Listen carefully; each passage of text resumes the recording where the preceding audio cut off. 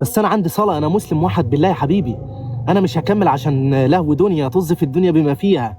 ده انت هتخش جنة ونعيمها ملء السماوات وملء الأراضين. زي ما قلت يا شباب في البث المباشر، انا مش هضيع الصلاة علشان رياضة. انا بلعب الرياضة دي حبا في الحاجة دي، وبلعب الرياضة دي حبا في ان انا في يوم من الايام هوصل. انا نزلت علشان الصلاة. اول فرض ضيعته صلاة العصر، تاني فرض المغرب، تالت فرض كنت اضيعه عشان العشاء، فهضيع 3 فروض في ربع ساعة كنت هصليهم. بس انا كنت يعني انا لو اعرف ان البطل ده، يعني البطل كلمني اول ما بدأت تمام وقال لي هنلعب نص ساعة، قلت لما احنا نبدأ الساعة 2 ونص والنص ساعة دي هتيجي في الساعة 3 عقبال ما العصر يدن الساعة 4 اكون خلصت معاه ولعبنا جولتين وتحمسنا وكل حاجه. لقيته بقى المعلم ساحب، انا ما ينفعش كنت انزل. انا لو كنت الخطا الواحد اللي انا عملته، لو كان الله اكبر صلاه العصر جت كنت هنزل، كنا هنلعب ساعه ونص. بس لقيته هو سحب، ورحت مكلم والده قلت له انا هجيب اخري وهلعب مع البطل ده.